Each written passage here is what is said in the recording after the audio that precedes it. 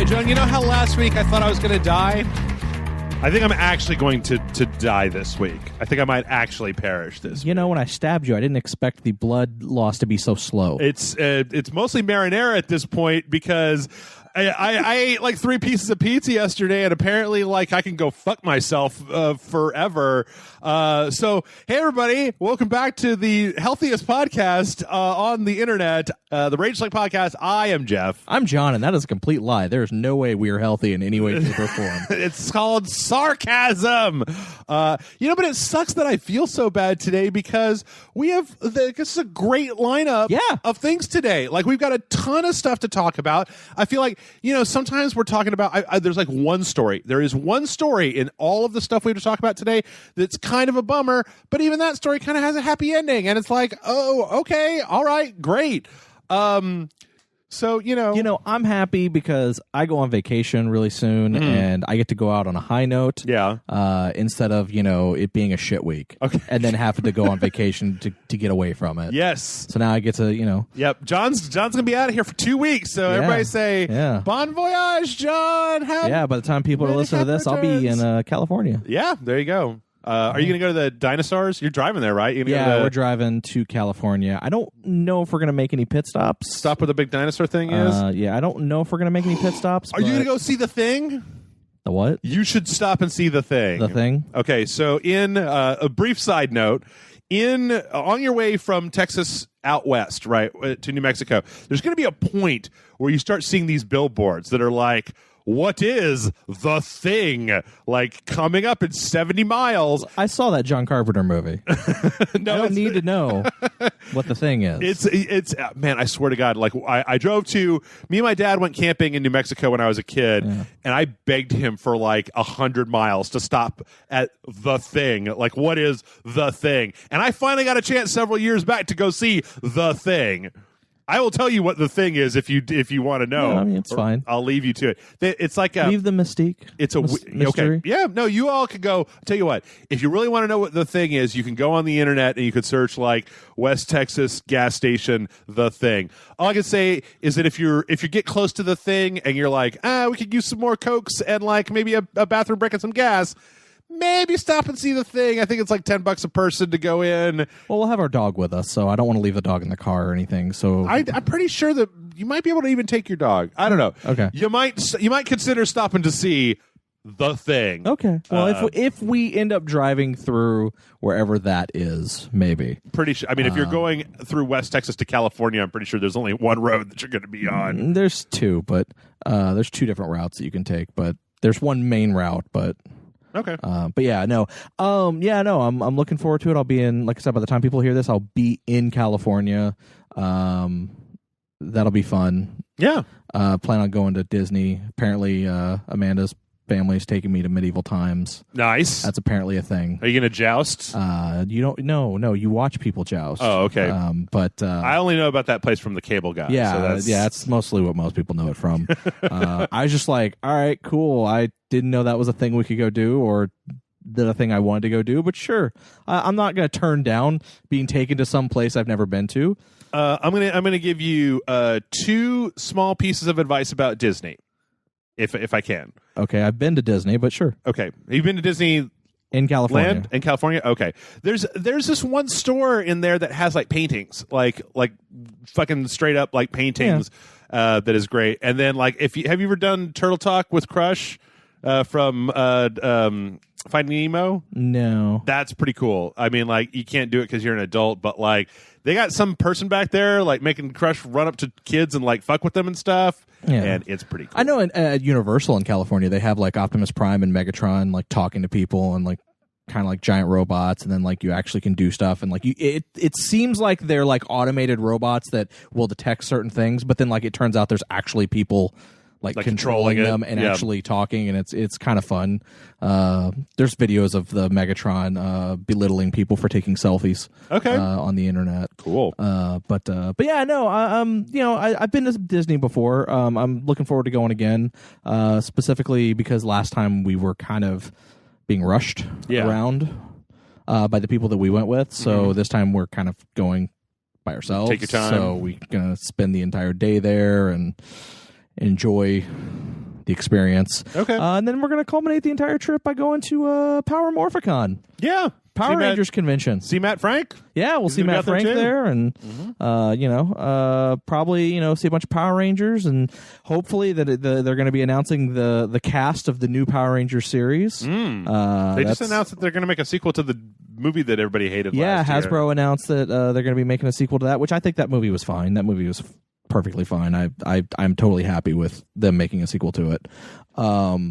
But yeah, no, I'm actually pretty excited about this trip. You get a vacation. So yeah, I go on vacation. It's technically our honeymoon. I need to get married, go on vacation. Yeah. I've had a vacation in 8 years now, but yeah. So I mean, that's pretty good. And then and then I come back and go back to work. Yeah. After a vacation, go back to work and do stuff. That is always the point of a vacation that completely sucks. I'll tell you though, what doesn't suck. That is My Hero Academia, which I've been watching. I've seen the first season. I would never have started if I knew that it was the third season was still coming out. But I've watched all the way up to whatever the latest current episode is. Yeah, I think it works. I think it works better than like most shonen anime that I've ever seen. Yeah, because the whole superhero aspect works, right? Instead of being like, oh, we're pirates, but we've all got weird powers. Like, we're ninjas, but we all have weird powers. It's like, you're superheroes and we all have weird powers. It's like, oh, like the X-Men. I get it, right? I feel like that the creator of the show really had a good understanding of Western superhero comic books. Yeah. And how to translate them into a way that it could appeal to a Japanese audience. Yeah. And I think that's why it's super popular in both Japan and here. Yeah. No, I really, really enjoy. You know what I thought was it's like the only thing I could compare it to was One Punch Man. Yeah. And it was like if Saitama didn't exist in the world of One Punch Man, it's like this would be the high school that the heroes went to before they went out and became superheroes. Yeah. Or if One Punch Man was also slightly less dark than it is. But even though the My Hero Academia has a bit of an edge to it. It does. It does. I don't know, man. If you're like superheroes and you're just like, man, there's no movies out right now. I don't know. It's on Hulu. It's on Crunchyroll.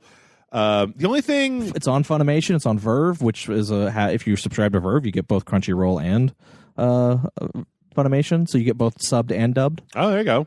The only thing that really pisses me off about it is that I miss that Netflix skip the intro button so hard. Yeah. Especially in the first season where it's like, we're going to start and there's going to be at least like 2 minutes that might be new footage or might be recap.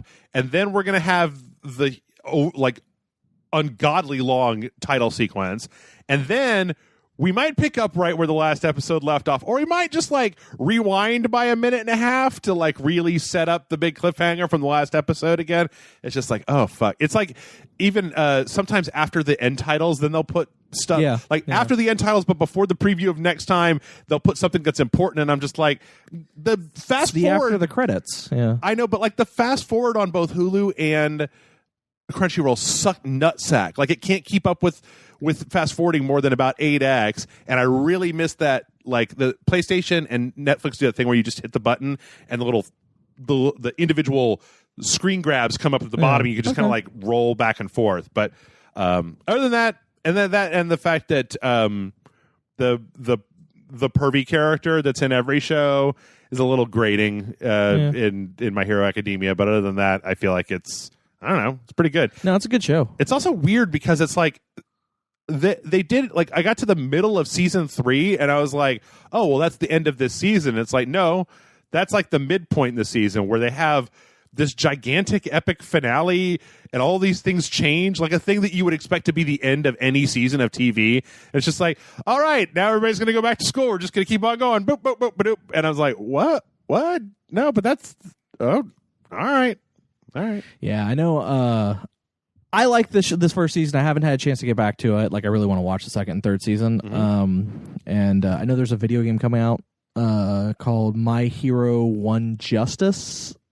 It's just going to be one of those Naruto, Dragon Ball. It's an arena battle fighter thing, I think. Yeah, I think it is. I know apparently the story mode has a lot of people are a little up in arms because apparently the story mode has a scene, actually goes further in the storyline than the anime has. Oh. And so there's actually like some major spoilers from the manga in it. Okay. And I don't know if it's because they were hoping that the anime would be caught up by the time that they released the game, or what. But that just seems weird. But it's not. So, but that's the Japanese release, right? Because it's not out in the U.S. Well, it's coming out in the U.S. and Japan at the same time. Oh, okay. Well, I wonder if by the time it comes out, if the show will be caught up already. Yeah, I don't know. Because you said that it was just like there's a trailer and that people were like people in the like one of the trailers for it, I think from E3, maybe a little bit before that. People who like read the manga were like, holy shit, that's not in the anime yet. If you don't read the manga, you may want to rethink playing this game right away, because that's what the fuck. All right. Wow. Well, that's not great, but I'll tell you what is great, and that's all the video game news that we got this week. We're going to start much with Nintendo Direct and what I feel Smash Brothers Ultimate. Yeah. Okay, everybody. I'm not gonna do the thing. We're gonna talk about Smash Brothers, and I'm not gonna do any of the negative Nancy Jeff stuff. So except to say one thing, that this trailer starts with Luigi, and he's scared, and he's trying to get away from all these like ghosts and goblins and Medusas and stuff like that, and then he literally dies as death pulls his soul out of his body. Fucking a whip crack hits him in the face, and OMG, it's fucking Simon Belmont. Yep. Castlevania is now in Smash Brothers. Simon Belmont is here. So before we get into this, I just want to say, I think I talked about this with Matt, that like I'm gonna need Konami to fucking do something. Sell the name, sell the property. Why can I not get a proper fucking Castlevania video game? Castlevania, the video game that it's like, oh, well, there's a Netflix series and oh, it's in Smash Brothers, but like make a game or sell the franchise rights maybe, or like subcontract another place. Okay, anyway, that's all I'm going to say. How do we know they're not planning on doing that and they're just not ready to announce it? It's been like 10 years since Castlevania 2 or whatever came out. Well, I'm just saying, how do we not know that when the anime, the Netflix anime, or Netflix show, no, I shouldn't say anime, but Netflix show, the first season came out and it got really good reviews, that Konami didn't go, maybe we should put our people that we actually still have employed working on a new Castlevania game. We don't, but if you go back 2 episodes of the Rage Select podcast, when Amanda and I had a question that we went into really deeply about expectations, and Konami has done nothing to tell me that they have any idea what the fuck to do with anything. Oh, I agree with you. Like, yeah. I'm just playing the optimist. If that happens, it will be a wonderful surprise, and I will be like, unless great. The game sucks. What's that? Unless the game sucks. Well, I mean, yeah, it's Konami, so what do you expect? But yeah, no, Anyway, let's talk about the good stuff. Castlevania. So Simon Belmont is in Smash Brothers. He's got the whip. It's a little bit slower, apparently. He's got the cross. He's got the holy water. He's got the axe. There's a Castlevania stage, like Castle Dracula stage in the game that apparently has mini bosses. Yep. Throughout the level. Yep.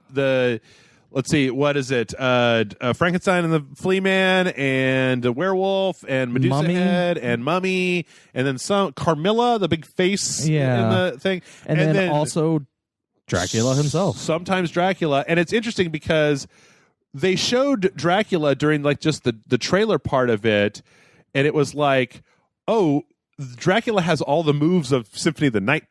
Like that first fight with Symphony of the Night Dracula. Like that's what you're fighting. And then Richter steps out.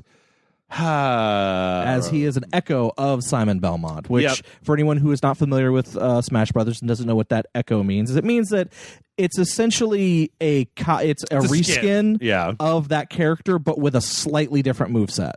I think it's like an equivalent moveset that mostly looks different. Yeah. Well, I mean, in some cases, like some characters may have a move, that the other character doesn't have. Sometimes it's they may be a little bit faster and things like that. Right.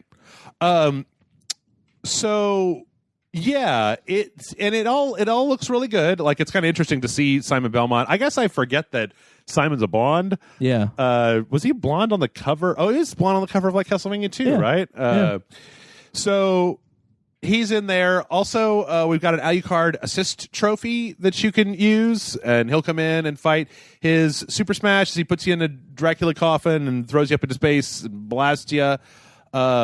They were a little coy about like what exactly makes Dracula appear. It was like once every so often Dracula will come out into the stage. Yeah. Also, when they were talking about that, there was a brief moment where they showed Dracula turning into, at the beginning of Symphony of the Night, like his moveset is like, it looks like entirely the Symphony of the Night opening moveset, including the ability to transform into like the big monster version of himself. They also, like, what do they say, like 40 tracks? Yeah, apparently this game has over 900 tracks.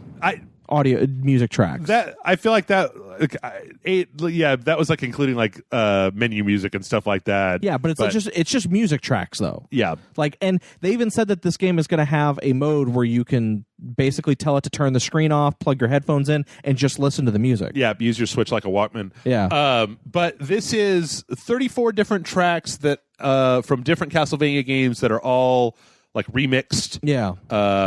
So I mean, cool. I guess that's the only that's what we're getting out of Castlevania these days. I mean, you know, everything in this game looks really, really good. Yeah, like, none of it looks bad. I am super excited because this roster is so fucking stacked. Yeah. Like, I honestly wasn't expecting any more new characters. Like, after Ripley, I thought Ripley was going to be it. Ridley? Sorry, I said Ripley, didn't I? I was like, Ridley from Aliens? Ridley. Sorry, I don't know why I said Ripley. But yeah, I honestly thought that was going to be the only new character. Yeah, and the fact that they've announced what is it, 2 new actual characters and then a bunch of echoes. Right. Yes. I think it's fucking great. And then they also announced that there's going to be amiibo of both Belmonts and I didn't see that. Yeah, that was not announced in the video. That was actually announced by the UK Nintendo thing, saying that there would be amiibo of all of the new characters announced, including both Belmonts. So okay. And then when you say all the new characters announced, because it's like Belmont and there's another actual character that we'll get to at the end, and then the Echo characters. The Echo characters. Okay, all right. Because we also have Crom as a new Echo. And Crom's interesting because he's an echo of I forget who he's an echo of, but but a lot of people miscalled what echo he was for, because he actually has an ability of a different character from that franchise. Okay. Like he actually does a move that a different character has.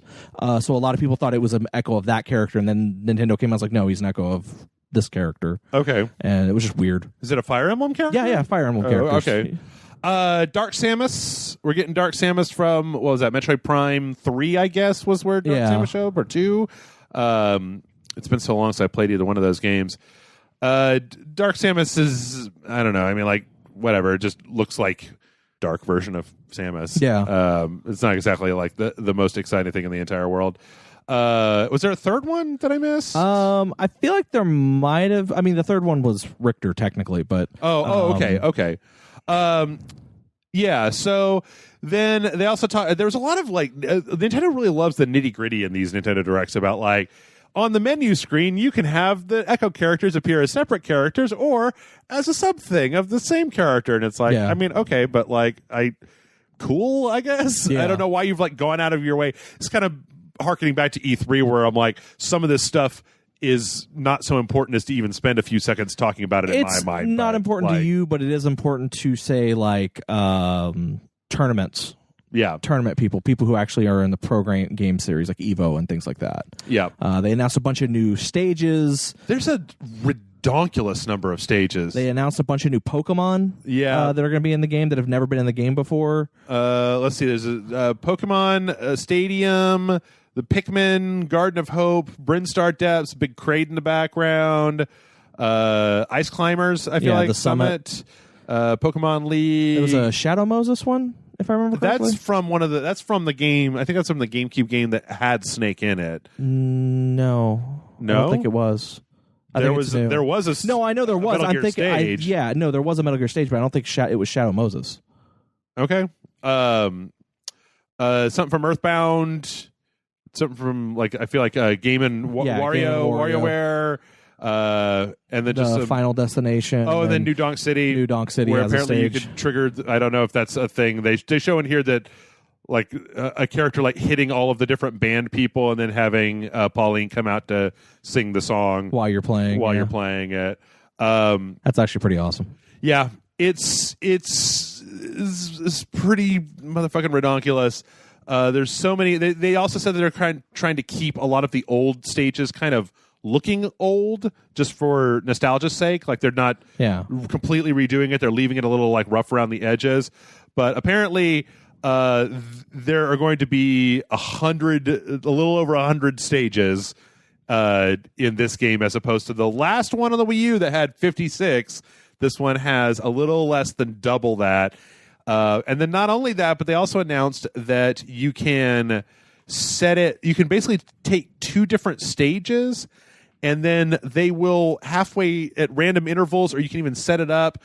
It'll switch stages. Yeah, it'll morph into a different stage. Yeah, which is interesting. It's a little strange. I mean, I don't know. I guess that's. I guess there's no way that you would use that for tournaments or anything, but it's a little bizarre.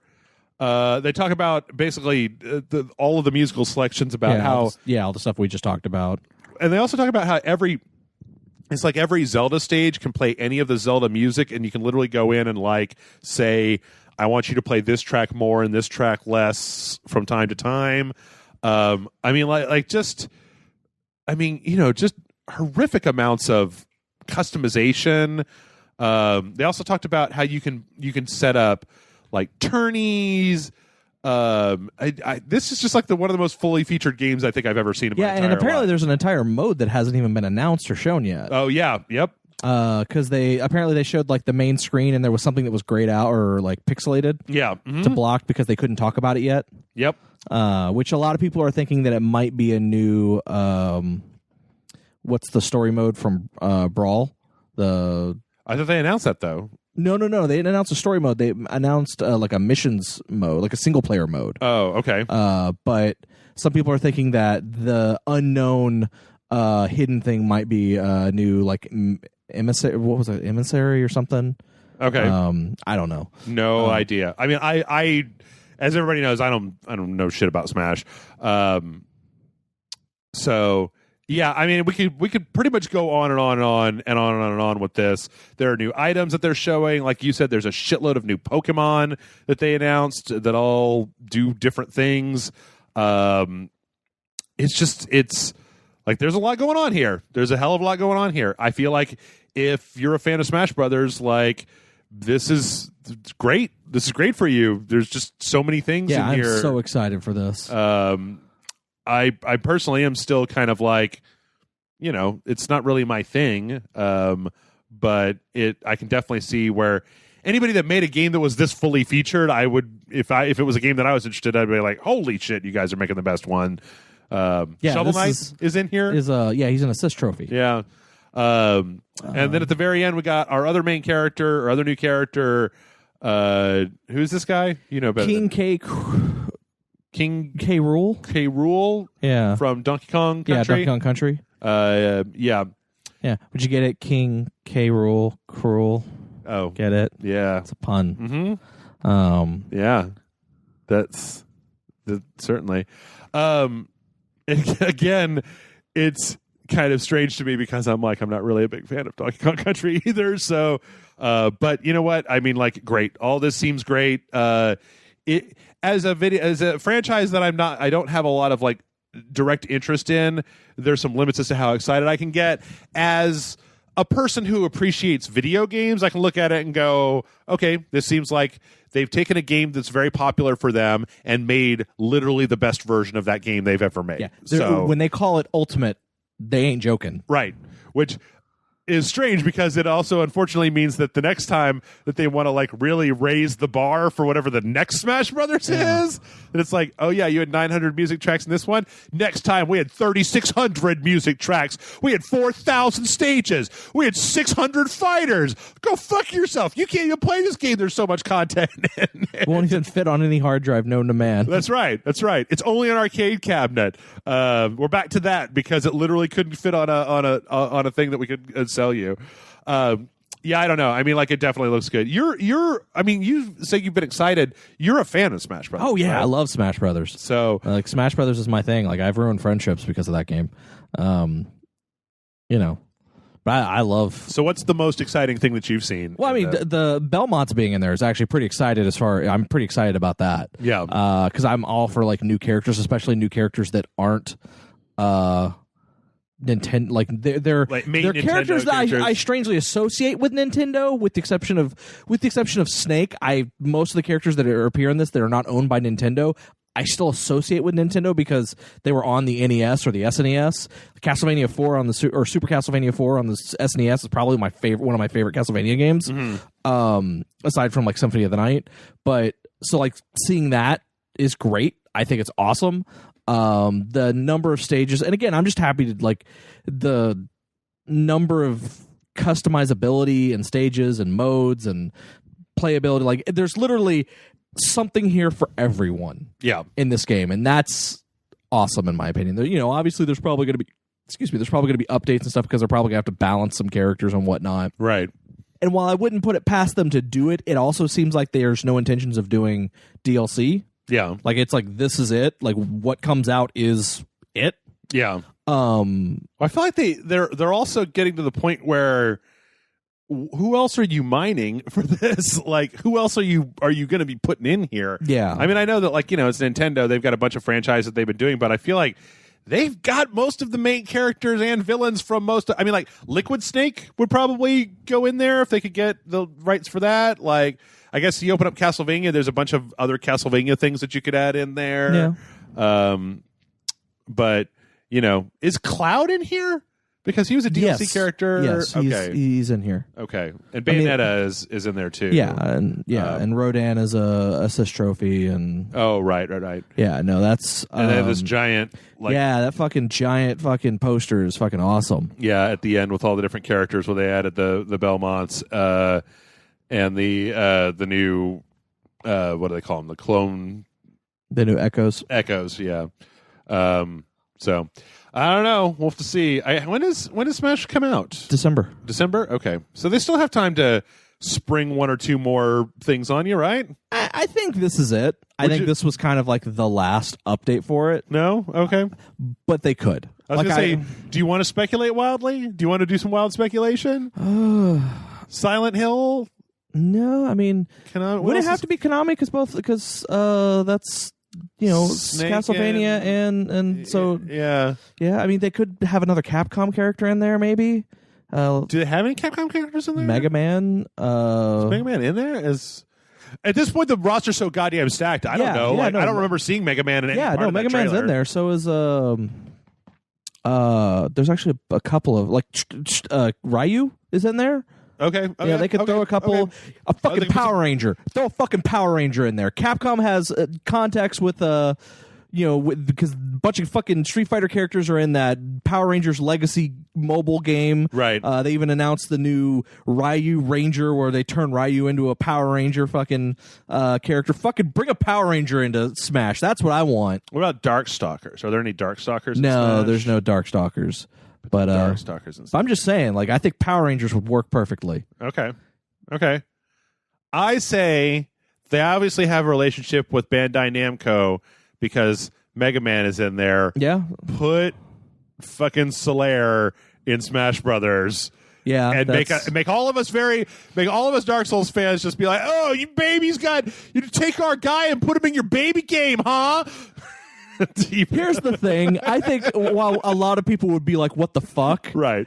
I think all you Dark Souls people would be like, okay, I'll admit it's pretty cool. It's pretty cool. Put him in there as an assist trophy. Just comes out, praises the sun, and it does something. Mm-hmm. Yep, yeah. That's it. That's all that happens. Yeah. Yep. Okay, well, let's move from a game franchise that I'm not incredibly interested in to one that I am incredibly interested in. Yay, it's time for more Red Dead! Yeah! Red Dead Redemption 2, 6 fucking minutes worth of Red Dead Redemption 2. In-game footage. One of those things where they're kind of going over just the ins and outs and the basics and the what have yous. Yeah, and it's literally the first of many videos to come. Yep. Leading up to October. Now, okay, did they do this with GTA 5? Because I think the last time I remember one of these was like L.A. Noire, when they had that series about Yeah, I mean, they had that. They also did it for Red Dead Redemption, the first one as well. Okay. I think that's the first one they did it with was Red Dead Redemption. Okay. And then they did it for L.A. Noire, and then I think they did they do it for GTA 5? I don't think they need 5. to. Yeah. Maybe something for GTA Online they did something Yeah, like that, maybe, yeah. Anyway, all right. So first off, can we just say that, I mean, even watching 6 minutes of this is one of the best looking fucking games I've seen. Yeah. Like, it just looks absolutely fantastic. We saw a lot of different stuff, so I'm going to try to kind of go down some of the list here. There's a bunch of different biomes. They kind of showed that off with like desert, swamp. Like, in addition to basically like your kind of what do you call that, scrubby kind of garbage land like we have here, like the plains, I guess is what you would call plains. it. And then you've got like the Pacific Northwest kind of mountains and snow. There's some shots of like deep snow. Yeah. There's some like straight up desert. There's some swamp in there. The thing I think that struck me the most about this was they kind of started it off by showing that we showed a bunch of characters, but kind of by showing your abilities to kind of radiantly interact with the world. Yeah, like when you walk up to a character, like in Red Dead Redemption, when you walk up to a character, and if they're, regardless of if they're a quest giver or not, your options are, if they're a quest giver, hit A to talk to them and initiate a cutscene. Right. Or if you're not, if they're not a quest giver, you can punch them, shoot them, rob them. Yeah. That's kind of about it. But here they actually like have like options, like when you walk up to a character, and it doesn't seem to matter if it's an NPC or not, right? Where you can actually just say howdy, or you can. Well, there's a menu here on this one shot where it says aim weapon, call out, greet, antagonize, and then I don't know what this last thing is because YouTube is over it. It's like strangle, stranger. Oh, stranger. Okay, so yeah, it's like when you're locked onto somebody, it shows you that. Yeah, and you can greet them. Like sometimes you and different people have different things depending on the situation. Like if a cop comes after you, you can either you can aim your weapon, you can try to calm them down and try to calm the situation down, or you can antagonize them to be like, you can't fucking take me. I like that. It seems like one of the things that you could do is that if somebody sees you commit a crime, if they start running, that you can basically run them down and then like intimidate them and being like, do not fucking turn me in, which is great because it means that it kind of takes away that gaminess from Rockstar games where it's just like, you did a bad thing, now it's like, here comes Johnny Lawman. Yeah. And I mean, you can, like, it shows him running and tackling a guy and then punch him in the face and then basically being like, I'll stop punching you in the face if you promise not to turn me in or do what I want. Yeah. So that's fucking crazy, and I'm excited for that. That looks really good. They showed a little bit more of kind of the bandit camp, what we've seen before, where you can, when you get to an area, you can hunt, you can sell you can bring meat like to the camp to help it out. It seems they're going to be kind of like I kind of like the idea of having your own area separated from the world, because I feel like it means that we can do a thing. One of the weird things about Red Dead Redemption 1 was that, like, no matter how much you fucked around, you could still walk into Armadillo and do stuff. Like, as long as you got your wanted level all the way down, right? It's never like, well, you're just not welcome here anymore. I feel like maybe I just wasn't enough of a bastard to find out, but I kind of like the idea of separating your home base from civilization, because it means that you can do stuff with the story where you could not be welcome in town anymore, and if you go in, it's just going to be people running after you. Yeah, and apparently the level of detail with guns and weapons, like there's one where he's running around with a shotgun and a pistol at the same time, and he's just interchanging between the two of them, like on the fly. The way guns load and reload, also, he has it's very clear he has a limited inventory. Yes. Because they now state that you can have an extended inventory with your horse. Yeah, depending on your saddle. Depending on the saddle, where you can have them hold extra guns or supplies or carry your dead carcass of animal that you've killed, so you can take it back and sell it. Yeah. And then they've also, they've extended the relationship with your horse. So like you can brush your horse and like make sure it's kept nice and feed it and like have a, and all this other stuff. Kiss it. Yeah, you can probably kiss it and hug it and tell it how much of a good boy it is. Yeah. No, that's one of the things that I'm not entirely like jazzed about, because I'm kind of like, I look at horses in Red Dead like cars in GTA, where I'm like, give me a speed meter and then I'm just gonna fucking do this thing. I mean, I guess we did have the same horse through all of our playthrough of Red Dead Redemption, so maybe I shouldn't be too mouthy about like the relationship between a person and his horse, considering the amount of times I reloaded Red Dead Redemption to keep Jason from fucking running Greedo in front of a train. Anyway, every part of this, there was one part that was kind of like hunting, where it seemed like there was like a kind of a detective vision mode that we're going to be seeing. I don't know if that's part of Deadeye. They definitely said they're going to go into Deadeye next time. Again, it's interesting to me how Rockstar, to me, seems to be able to, every time they put out a new game, they ratchet that detail level up even more. I feel like this makes Grand Theft Auto 5 finally look really primitive. Yeah, I think I was reading somewhere that there's reports that they rebuilt the engine. Oh, well. For this game. Like, this is not the Grand Theft Auto 5 engine, or if it is, it's the skeletons of the Grand Theft Auto 5 engine with heavy rebuilding. Yeah. And I like the fact that there's like little details in this trailer that like he shoots a gun and then at a house and then a bunch of bats fly out to react to it. Yeah. And it's like, that's, the world is going to react to what you do. Yeah. And that's really cool. It's also just fucking pretty as hell. Like, it's so pretty. Like, it's hard when Red Dead, it's interesting. When Red Dead Redemption 1 came out, it was like one of the prettiest games I've ever seen. Here's the thing. I played Red Dead Redemption like not 2-3 months ago. That game still looks good.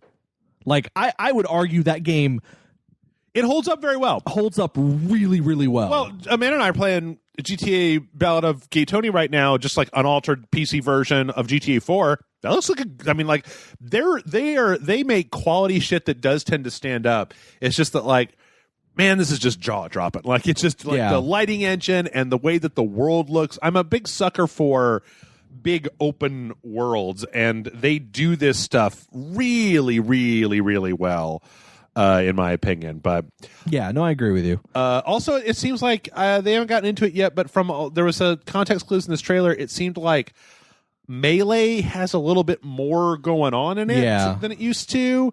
Well, like, there's one where he tackles a guy, and there's actually a button to choke. Like, one of the options is punch, intimidate, and then choke. Okay. So you can actually, like there's more to Melee. Like, you can block punches. It's a little bit more intricate. It's a little bit more detailed. Also, another thing I kind of saw is I noticed that while it didn't focus on it, I noticed that everybody in the gang had a very intricate gun. Like, the handle on the gun was very intricately designed and very, like, not generic looking. Okay. And I'm wondering if there's going to be some type of, like, customizability there as well for players.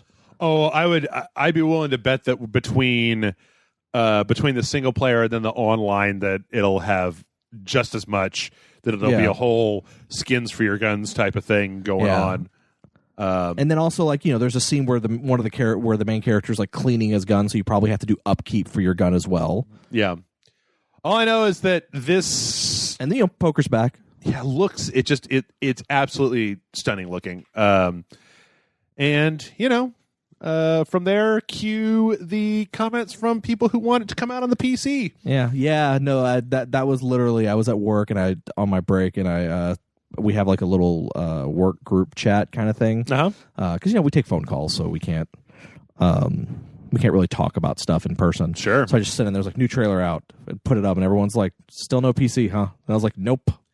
First comment from anyone, still no PC, huh?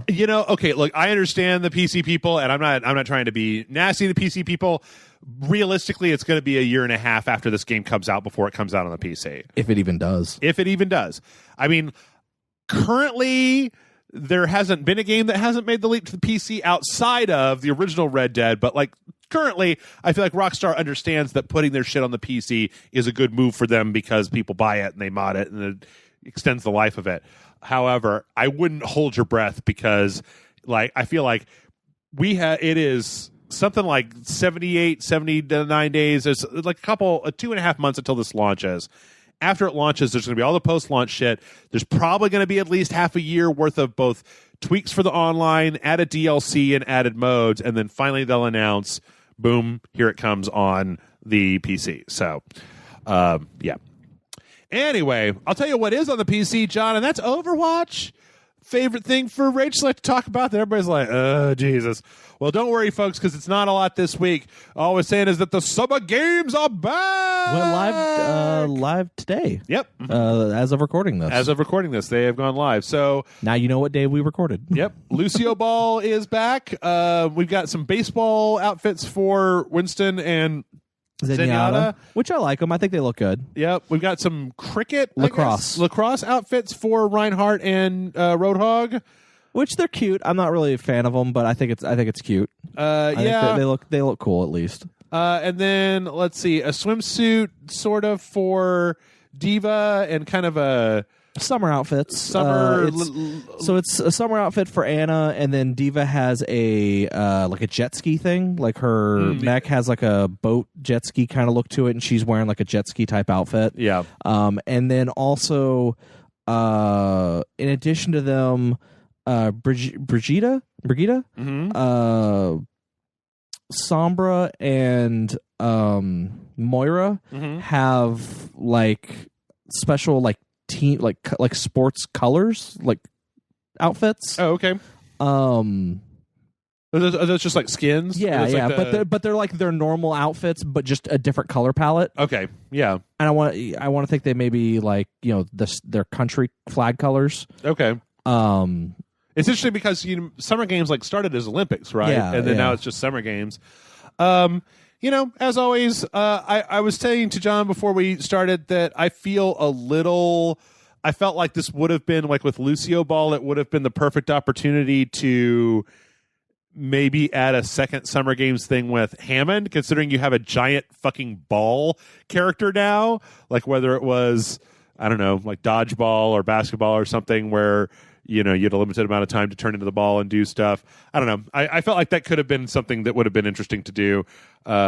Maybe next year. I guess I feel like when it comes to the events for these, like Summer Games gets a little fucked because like the anniversary started with the London outbreak, and then this year it was Blackwatch Retribution when they have to put Moira in the game, and then like Junkenstein gets an update. Usually there's like a different type of Junkenstein's Revenge that happens. I don't know if Christmas got anything new. It's just the Mace Snowball fight. Oh yeah, it got the Yeti mode this year. Yeti mode. So I kind of feel like, and then just every year it's Lucio Ball for the summer stuff. That I don't know. Come on, Blizzard, put something else in there. You've trained me to expect too much from you. Still though, you know what? It's free. It's a reason to play Overwatch. Yeah, whatever. I'm gonna harp too long on that. We'll say is, though, if you're tired of hearing about nothing from Overwatch, apparently Blizzard's got something coming for Diablo. Got a couple of somethings coming for Diablo. Yeah, not saying much. Multiple. One of which may be revealed later this year. That's true. I feel like we probably are looking at some kind of expansion a la the Necromancer thing that they did for the... Possible. Or the was it the... There's also a classic? There's also a lot of rumor that one might be a Switch port. Oh yeah, because that's been rumored forever. Because they put out that picture of the Diablo logo on a Nintendo Switch. Yeah. And then immediately came out and goes, no, that picture was just us goofing around. Like, it doesn't mean anything. And then everyone's like, you're full of shit. Shut it means up. it's coming to... Shut up, Nintendo, or shut up, Blizzard. Yeah. You know what you're doing. So it was just like, you know, it was just a kind of a wouldn't it be cool if kind of thing, but we have no plans or intentions to do it. I'm willing to bet you that the title that could potentially be revealed later this year is a Switch port of Diablo 3. Is there any part of us in any universe that thinks Diablo 4? There's kind of some thought that they may be working on Diablo 4. Yeah. I mean, like, it seems like that would be the next logical step since they've got the Alliance Horde, the new WoW expansion is out. Overwatch is chugging along pretty well. It's like maybe time to go back and get some of that Diablo blood pumping again. Maybe when Diablo 3 came out, and I was working at Spill when Diablo 3 came out. I was working at Blizzard when Diablo 3 came out. So, that'll tell y'all something. Yeah, I mean, it'd be nice. It'd be nice to see something. Matter of fact, if you go look at the Diablo 3 credits, my name's in there. What? Damn! Under tech support, under customer service or whatever. World famous John Sitton, Diablo name in credits, man. John Sitton. Okay, well, you know what? I'll give it I'll give it 70-30 against that we would hear anything about a Diablo 4 until I feel like at least until after they've launched that WoW expansion. I don't think. In all honesty, I think when they say we have multiple projects for Diablo that being worked on, I honestly feel like, again, one is going to be a Switch port, which they'll probably announce November, December time. Won't be released, but it'll be announced. Oh, one of them will be a new season for Diablo 3. Well, they always announce new seasons. I think that was part of the video, where they talked about the new season or how seasons are going to work going forward. Okay, but I'm willing to bet that maybe end of next year, or probably BlizzCon next year, they'll announce whatever the new Diablo thing is. You want to know what makes me real mad right now? Is that QuakeCon is going on right now. Oh, okay. And I only know that because when I open up Steam, it's like, fucking QuakeCon weekend. And I'm like, God damn it, where's my Doom Eternal fucking leaked video? Trailer. Yeah, something. Come on. You know what will come out is as soon as we're done recording this podcast. Oh, no, yeah, no. It's going to come out tomorrow. We're done. Tomorrow. No, it'll come out tomorrow. Almost certainly. I'll tell you what's not coming out tomorrow, John. That's Fallout 76. Oh, no. So we got some new data for Fallout 76, and this is just kind of an update.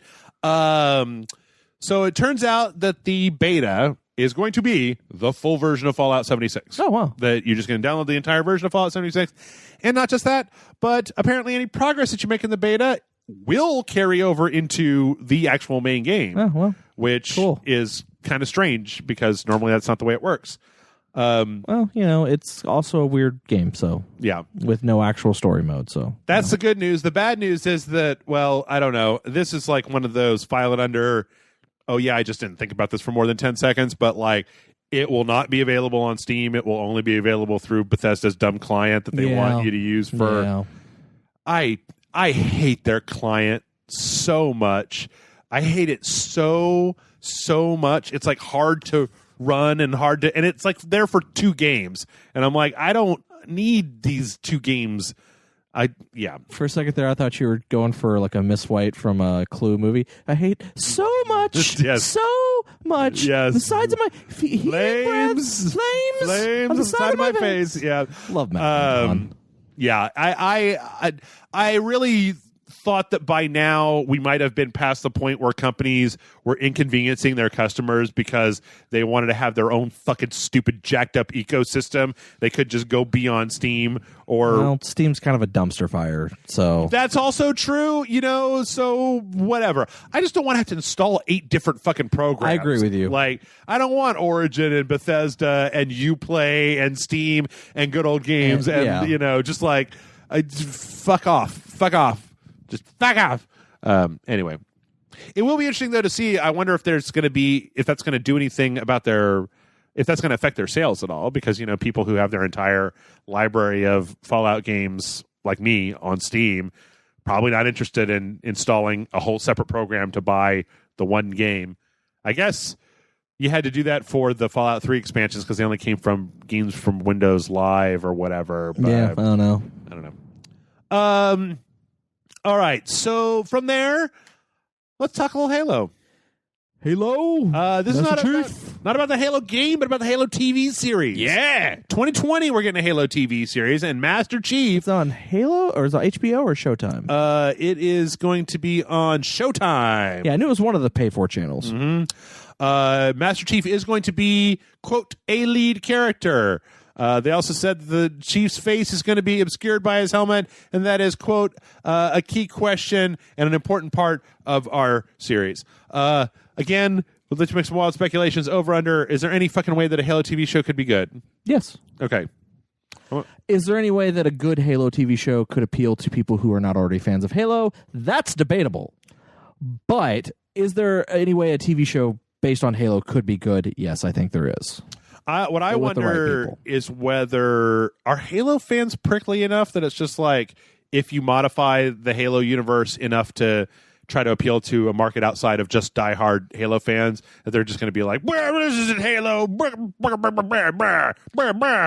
I don't know. And also, I kind of wonder, are there any still like that diehard of Halo fans still? Yeah. Was anybody just like fucking Halo? What was the last one? 4. 6? No, 5. 4 was on the 360. Oh, you're right. Halo. 5, right? Well, 5 was Halo Guardians. Yeah, whatever it was called. Where it was just like, I fucking love Halo 5 Guardians. I mean, like, I played it. It was fine. Yeah. Like, it didn't. But I almost feel like Halo 5 Guardians was overshadowed by the Master Chief collection, by like the re-releases of old Halo games, as opposed to what they're going on currently. Halo Star I feel like has fallen a little bit. I don't know, just been a little strange. Anyway, that's gonna be coming out in 2020. I'm willing to give it a chance because I've actually liked all the live action stuff that they've done. Like, I liked the Forward Unto Dawn. I liked the one that had the guy who played Luke Cage that was exclusive to the Master Chief collection. I liked that little mini series that was on there. Shit, I forgot that even existed. Yeah, I liked all the Halo animes that got done, like that Halo anime, Halo Legends or whatever it was called. Right. I generally like the Halo stuff, so I totally believe, like, I like those more than I actually like Halo itself. Right. So I totally believe that a Halo TV series could be good. Okay. Well, I'll tell you what's not good. That's PUBG. PUBG, well, okay, that's maybe a little bit. That was for the sake of a transition. PUBG is doing a weird thing. They have a website called, it's fix.pubg.com. It is the Fix PUBG website. And it's got like a whole mission statement and like roadmap towards like bug fixing and optimization and server performances and anti-cheat matchmaking and like a bunch of graphs and like log anti-cheat, like here's what we're doing. And I find this very, very strange, John, because it's like they made a whole website to just be like, we're going to fix this game. And it's like, well, good. Everybody should fix their fucking games. Like, it's not a thing you have to announce. Like, just do it. Just do it. Just fix your fucking game. I feel like they're trying to do things. They're trying to do something to kind of make people stop leaving their game for Fortnite. Because I feel like Fortnite kind of cut their legs. Because, I mean, you had PUBG, which was kind of a glitchy Arma mod and didn't really, it kind of doesn't look the best, but it doesn't look bad, but it doesn't look great. Muddy Unreal assets. It's not great. It's not, but it's fun. It's fun to play, but it's not like the best. And then you have Fortnite, which is actually really polished, really looks good. It's fun. It's colorful. It's everything that PUBG is kind of not. Yeah. But still being the same level of fun to play. So it's kind of, everyone's like, well, I'm just going to play Fortnite because that's the new hotness. And then it kind of cut PUBG's. Well, it also has not helped that PUBG has been wishy-washy and shitty for the last year about this. Like, they tried to bring the suit against Epic about the copying the frying pan, and that their map launch, the second map was kind of like, man, they had all the loot box stuff that they added in, where the community was like, but you said you would never do this. And it's like, well, and then they did that, then they were even like copying the Fortnite season pass thing with the new map or whatever. Something going on there. In any case, okay, that makes a certain amount of sense. I guess I just feel like if I was a PUBG character, or if I was a PUBG player and I looked at this and I was just like, all right, well, I'm just going to go play Fortnite until October because that's when all this shit's supposed to be done. Like, seriously, like the server performance section, like 2 of the bars, optimization based on server performance profiling and network code optimization, are both like October. So, like, announcing that you're not going to be fixing this shit until the end of October for a lot of these things is like, well, I'll come back in October, I guess, and see what you're doing. Yeah. I mean, I don't know. It's a weird look. I feel like it maybe is a testament to how far they've dug themselves to say that you have to have a whole fucking website devoted to, like, here's how we're going to fix this game and make it fun for everybody to play. And it's like, that should have been done.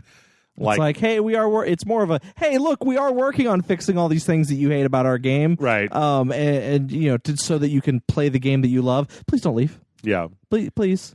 Which I don't know, because Fortnite also, I even took it off the list. I'm tired of talking about Fortnite, but there's like a new shotgun in Fortnite and like 2 new items that they put in this week, and it's just like, yeah, Fortnite's kind of eating your lunch a little bit there, PUBG, and you did it, and I feel like you did it.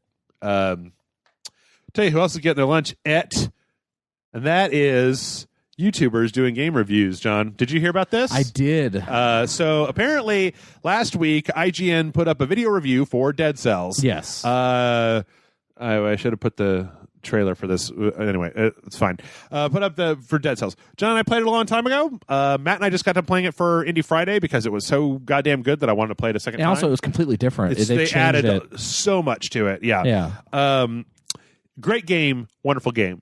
So IGN puts up their video review for this, and then a YouTuber by the name of, let's see here, Boomstick Gaming goes, hey, look, and it's like, here's a line out of their video review. Here's a line out of Boomstick Gaming's review of the early access game that's pretty much identical. Well, it wasn't even just one line. Right. It was the entire fucking review. Right. And it was like, hey, IGN, why are you letting your writers plagiarize my videos? And it was like one of those things where his review went up like a full, like, couple of days before IGN put up their thing. Yeah. So, like, it was like, there is no way, you know, it wasn't plagiarism. Right.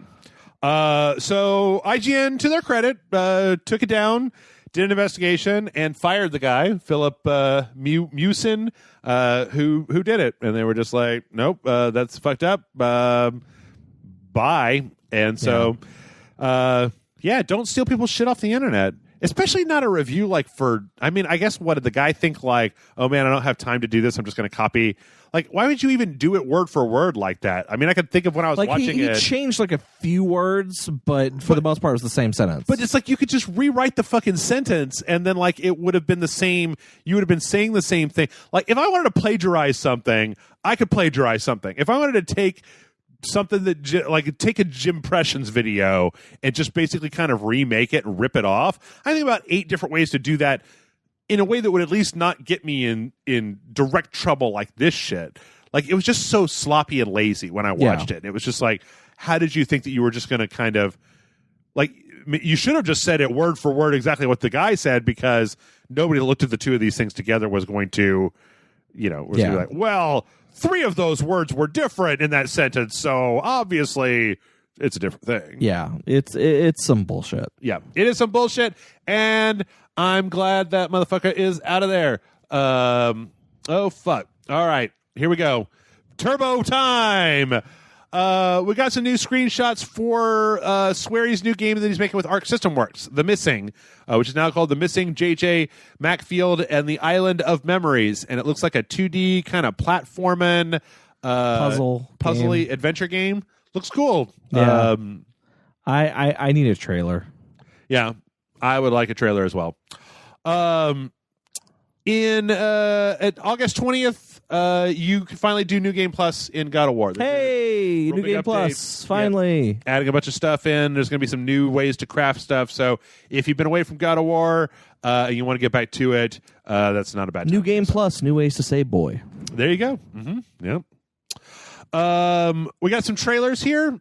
Trailers, I mean, the Red Dead trailer and the Nintendo Direct were really the big things. Destiny 2 Forsaken got a new Dreaming City trailer that looks kind of cool. The problem with all of these is that, I mean, like, every time Destiny puts out a trailer, it looks cool, John. And then I remember, oh, yeah, it's Destiny.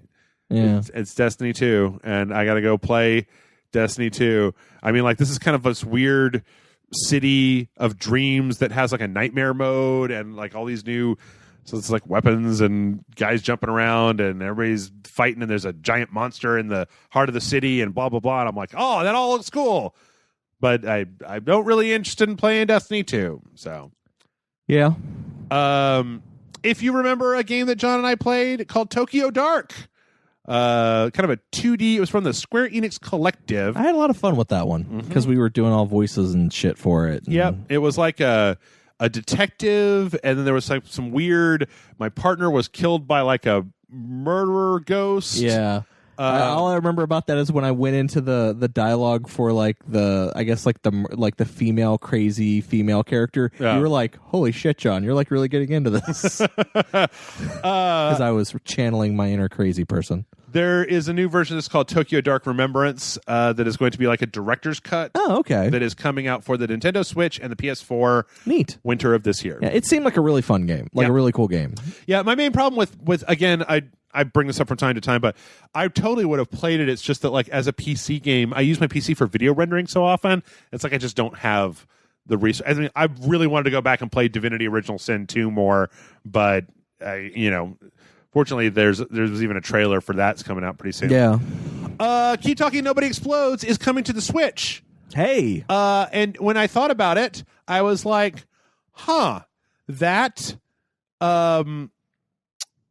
that makes more sense than any other platform that it's been on, because you don't have to worry about people looking at the TV. I feel like Wii U makes more sense, but yeah, I get what you're saying. Wii U? Yeah, because you have the pad and then TV is two separate screens. Oh. I feel like, though, that Keep Talking Nobody Explodes has been really bad about, I think when you play the PSVR version, that it doesn't put like the instructions on the screen for the other player. Yeah, it does. Really? The PSVR version, it puts the instructions on the screen, and then also the person in VR can only see the what's in front of him. Okay, I feel like maybe when I played it, it was different. Anyway, I don't know. I still think that the Switch version makes a lot of sense because you it does. Really be sitting there. You can take it over to a friend's house. You don't have to have a helmet on. You can just be looking at the screen, and it really does directly set up that obfuscation between you and the person giving you the instructions. So yeah, I think that's. And if you've never played Keep Talking Nobody Explodes, you could check out. I think it was like 2 Christmases ago, Jason and I played Keep Talking Nobody Explodes. It was really fun. Seems like a really cool party game. But yeah, in this trailer, they kind of show, it's probably worthwhile to, like, I know this is a pain in the ass, but go print out the actual manual as opposed to trying to read it on your phone, because it's hard to navigate on your phone, especially when you get frenetic about like it's, I feel like it's better to have a piece of paper there. But yeah, good. I mean, put Keep Talking Nobody Explodes out on every platform. I'm a fan. Put it out everywhere. Put it on phones. Put it on the refrigerators that have a web browser in them. Just anywhere you toasters. Can put it. Yep, toasters. Doesn't matter. Dead Cells. Speaking of Dead Cells has an animated trailer that came out kind of to coincide with the release of the game. It's pretty charming. I really liked this trailer. Yeah, it's very funny. It's kind of the main character getting a variety of different weapons and kind of coming out and getting killed over and over again. It kind of reminds me of that Dark Souls animated thing that was made by the that horror guy that people don't like, that made Hostel, Eli Roth. Do you remember that? No. Or I don't know. Or like the art style also kind of reminds me of, I don't know, like a Mignola almost type of thing. But it's pretty charming. Even if you're not playing Dead Cells, I think that it's fun this is a fun little trailer to watch. Of course, I do wonder if the front and center use of a frying pan means that they are going to be slapped with a lawsuit by Blue Hole and the PUBG Corporation sometime soon, because anyway, good use of animation.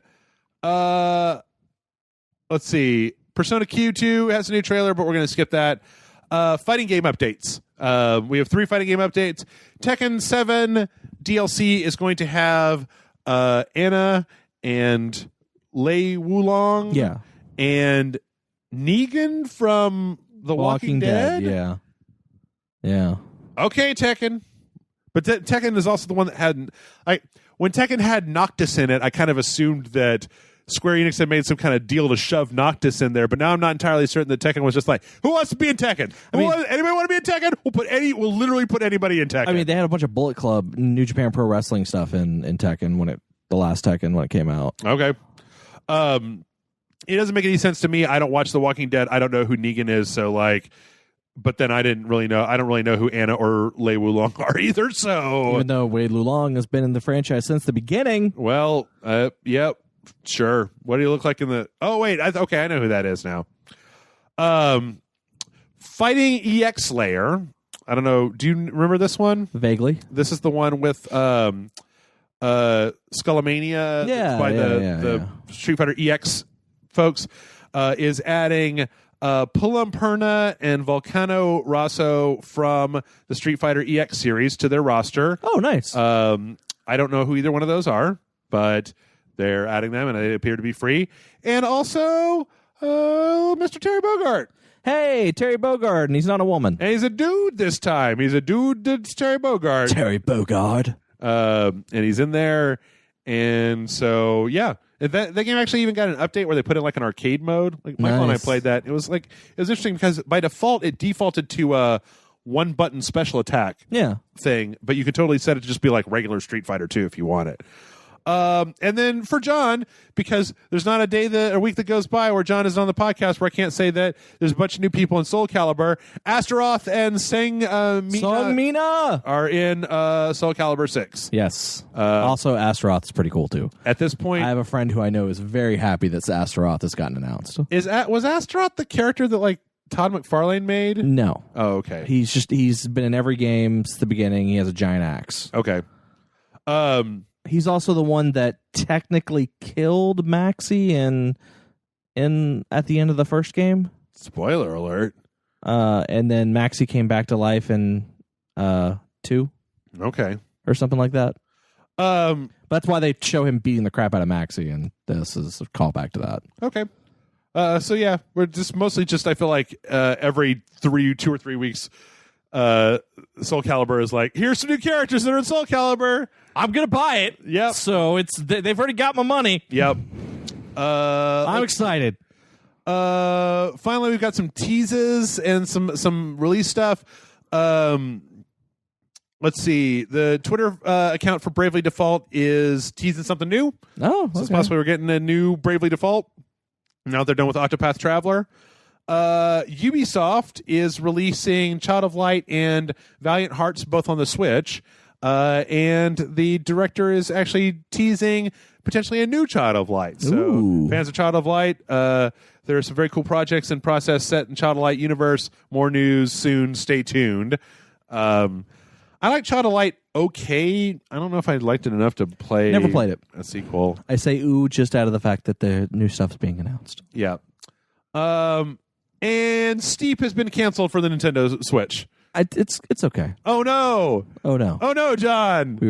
No. We cannot. I guess we'll just have to resort to Go Vacation. We can't play the Ubisoft's open world snowboarding game. Like I said, we'll just have to play Go Vacation. I would rather fucking play Go Vacation than Steep. Steep can lick my balls. I strangely had a lot of fun playing. By the way, God fucking damn it! I hate that game so much. I hate it so very much because it was just because it was the last thing at a Ubisoft conference. Like they were announcing Splinter Cell or Far Cry 5. I fucking hated Steep as well. Don't get me wrong. We both hated Steep. I'm saying I strangely liked Go Vacation for some reason. Oh, okay, yeah.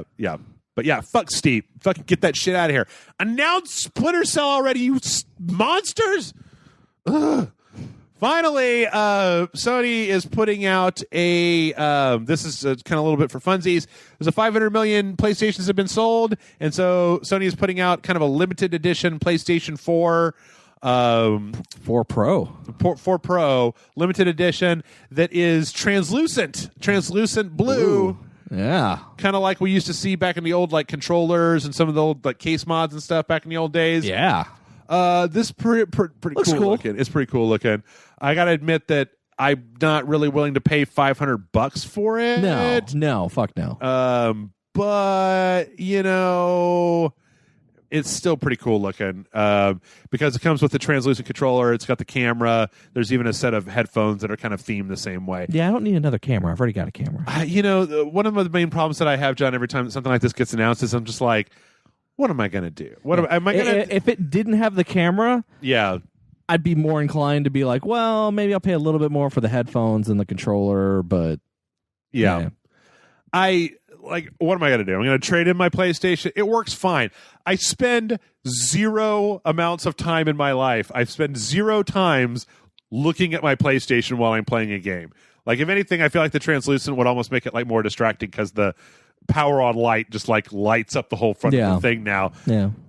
I mean, I don't know. I'd like it, but again, I'm not really willing to spend any amount of money on it, so whatever. Yeah, you already have a PlayStation 4 Pro. I have 2 PlayStation 4s in my house. I got a Pro and a regular one. I don't need another fucking PlayStation up in here. I know. Sorry. I don't mean that. I'm sorry. I don't mean to say that. I don't mean to come off as an entitled little bitch saying that. Like, you know, everyone's like, oh no, look at the Jeff's like, I got so many PlayStations, I don't even know where to put them. What do I need? Another PlayStation? I already got closets, just got nothing but PS4s in them. Oh man, my life sucks. So I don't. He's got a bed made out of PlayStation 4s. Where else am I going to put them? The closets are all full of PlayStation 4s. Anyway, thanks everybody. We're going to take a break. We're going to come back, and I'll apologize more about that voice when we come back. So we'll see you in a minute. No need to apologize.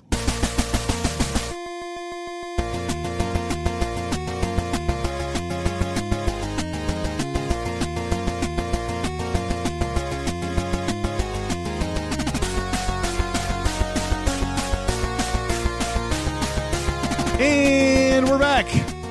And it's time for questions. Actually, wait a minute. Hold on. Did I beat a game last week? I did beat a game last week. I played all the way to the end of Chasm last week that we played for that Sunday video. Yeah. So, I mean, just real briefly, I'll talk about that.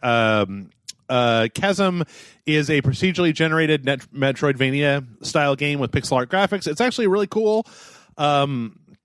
I played all the way to the end of it. There were a few kind of frustrating parts where I feel like the game was not really explicit about what I needed to do, that I kind of got stuck on a few times. But one of the main things that I feel like I wanted to talk about was it's quote unquote procedurally generated, but like I started up a new game to see like how different it was. And it's very samey. Like, because they have to gate certain types of places behind special moves, like you get a double jump later in the game, and because you have to have a room that you can't get through unless you were able to use a double jump, I feel like at least in the I didn't test this over like many different iterations, but I feel like the same type of room shows up a lot of places because it's like you have to be able to gate the double jump, and so you have to use this kind of room to keep people out of this area of the map. Or like you have the slide that you get that allows you to like go under stuff, and then like the beginning of the forest level always has like a slide that like kind of keeps you from going into it until you get that. So it's not exactly like, I mean, like I feel like Dead Cells does a better job of being more random, but I feel like Dead Cells has a higher more of an emphasis on combat than Chasm does. But it was still very fun. I mean, it took me about 8-10 hours to finish. It was like $20 on the PlayStation Store. You know, if you look for Metroidvania, I'd probably say right now that Dead Cells might be the one to try first, just because, man, the combat in that is so like fast and fun and frenetic. But it was still worth it. Had a pretty good story, played it beginning to end, wasn't too big of a deal. Good to go. Cool. Mail@ragelight.com is the email address. And our first question this week comes in from Ron. Ron says, hello, Rageful Jeff and Select John. I was wondering if you've encountered what I call failed fail states in a game. And what hilarity or anger ensued? A failed fail state, just as it sounds, is when a game fails to end your turn, level, or game appropriately and just lets you keep going on. My long-winded example comes from my second favorite PC game, Sierra Online's Earth Siege 2. The final missions were set on the moon. The first mission involved killing all enemies at the moon base and seize the base for yourself. The only criteria is killing the enemies. The game did not seem to care how much damage the base incurred. Unfortunately, one of the last missions in the game, maybe the third to the last, you had to defend your conquered base against an all-out onslaught. I kept getting mission failed literally as soon as the mission began. No matter how many times I reloaded the save or restarted, the mission immediately failed every time. The game lets you roam around and continue combat when a mission ends, so I took a look around. Apparently, I destroyed the entire base in my initial assault and can now no longer complete the mission because I did all the work for the enemies. That's the story of how I learned to lead enemies away from a target I was meaning to protect. Save was unplayable from that point on, so I had to start over. If only that earlier mission had said something about it being bad, that I destroyed the base, etc., etc. And then he's got a PS who's just talking about sending in questions. So fail states that didn't actually fail the game that ended up with some crazy nonsense. I feel like there's definitely been some that we've seen on Rage Select, especially in early access games where things are still kind of like buggy and weird. I don't know. Do you have anything for this? Not that comes to mind. Okay. I think that the one that probably sticks out the most to me was in when I was playing Aliens Colonial Marines with my friend and we were playing online co-op. There are facehuggers in that game, and when you get a facehugger, it's like supposed to kill you and then, game over. But something happened, or like I revived my friend after they gotten a facehugger on them, and the game just then from that point on, my friend's character had a facehugger just on them. Like their Marine was just running around shooting aliens with a facehugger glued to their face. Yeah. And it was like, I don't know. It was like one of the funniest things that I think I've ever seen. Oh, there's also another one. This is more of what I would think of like a video game fail. But a few weeks back, I would tell people this. A few weeks back, this was maybe like a month ago. I was doing the podcast, I think, with Michael, and there was a Fortnite video that was on the internet for a little while where it was like somebody had fallen down the side of the map. Yeah. And a guy built was trying to build a thing down to him, but couldn't go down far enough. Right. And then he decided to take one of the golf carts down so they could bounce off of the top. And when he got to the bottom, he ran over the guy. He hit the guy. He skidded into the guy and threw him off the side of the map. And he died, and then he was like, well, I wonder if that would have worked. And it turns out it totally would have worked, and he totally could have saved that guy, but he just didn't. I don't know. Well, yeah, and then Epic actually fixed the map so that that can't happen. And then they put a gravestone next to it. See, PUBG, this is why Epic is kicking your ass, is because like they're really paying attention to what people are doing in their game and just having a fun time with it. And it's not like building a website devoted to how fucked up your game is. I'm sure there have been another one. This wasn't exactly like I didn't get stuck, but somehow one time when I was playing The Witcher 3, I got to a point where like Geralt's like legs were it's like he was in some kind of half fall position where basically his feet were stuck to the ground, but his knees were permanently bent like straight up and then down and then that way. So imagine like his calf comes up and then his knee goes down and then his body goes straight up after that. But then he was like walking around like that, of just like, just everywhere that I went, it was like doop doop doop doop. I don't know. I'm sure there's been plenty of stuff out there. It's kind of, it's less of a problem now, I feel like, because so many games have tiered auto saves, right? That you can just kind of move back a few saves. And then I always make sure to, maybe this is a great time to say to the people of the world, if your game allows you to save in a different slot every save game, like the amount of save games that you have are probably not going to be super huge, but like I find saving in a different save slot every time. I think I got into that habit because in Red Dead, we kept getting Greedo killed, and I didn't want to play through like 8 hours of the game over again because I kept saving over the same slot. So anyway, sorry that we don't have more for that one, Ron. Let's see. Tom writes in and says, Hello, Jeff and John. Longtime fan and Patreon subscriber. First, I loved the mini episode of GT Online you and Amanda did. It's good fun and interesting to see you give Rage Select a little shake up. Thank you. I haven't had time to do anything. I've had some other things about maybe doing that. I think it was interesting because when we recorded that, it just ended up being this ultra long episode with a lot of just like driving around. So it lent itself well to that. But the idea of changing up Rage Select to the point where, like, you know, you and I are going to record a video after we get done recording this podcast. Yeah. The idea being like, okay, we're going to record this video for like 2 hours, and then I'm going to cut the best 20 minutes out of that is like a much bigger investment than just doing 30-minute episodes. But thank you very much. Secondly, where is the cooking episode for Rage Select showing this Instant Pot? I don't think we have this contraption in the UK. We do have a slow cooker, though. Could it be used the same thing, just with a different name? On a more serious note, thank you so much for everything you do, Rage Select. It's been a hell of a shakeup for me over the last 12 months. Rage Select has been there to make me smile and laugh, so cheers. I'll answer that before we get to the actual question. I am trying to get some stuff off of my plate professionally. And if I do that, it should open me up to the ability to do more things with Rage Select. Right now, my time is so compressed that it's like either I'm doing Rage Select or I'm doing my other job, or I'm trying to have a relationship with another human being, and it's like there's very little time in between those. So if I can get some of my time freed up, which I'm trying to do right now, it's possible that I might be. I actually just got, this will give me a good example or a good reason for the fourth time to talk about, I just bought a sous vide cooker. Yeah, I was going to say, Instant Pot? Yeah. That's old and busted. That's the past. That's the old and busted. Past, right. This new thing Jeff's talking about, that's the new hotness. It's the apparently. Future. Did you know that, for anybody who doesn't know, a sous vide cooker is this crazy fucking thing that the French came up with, where you basically take your food and you vacuum seal it in a plastic bag and you put it in a water bath that's tightly controlled for hours. So it's like you take a steak and you put it in a Ziploc bag and you seal it up and get all the air out, and you put it inside of a big tank of water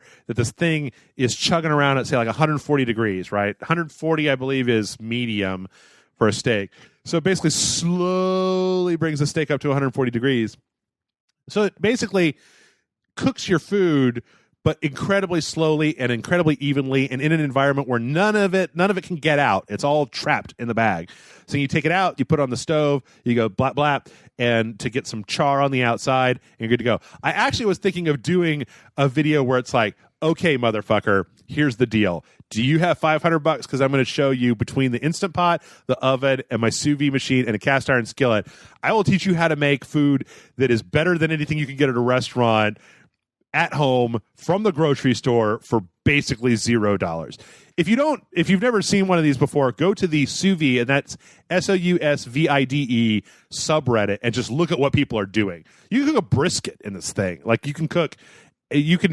you have such a level of control over the heat that you're putting into stuff. You can cook medium rare chicken, and it's technically safe after cooking it in this thing. Anyway, I'm sure that I'll be yip-yapping on and on and on about it. I'm doing my first steaks on Saturday. Like I said, it's the new hotness. Yeah. As far as the Instant Pot goes, just to answer your question, slow cooker and pressure cooker are two different things. Slow cooker, like a crock pot, basically just allows you to have kind of like the sous vide thing where you put something in it and you cook it very slowly over a period of hours, right? When I first started, I wouldn't say cooking, but there was a time where I was like, I'm going to get into making beans like an old-timey prospector.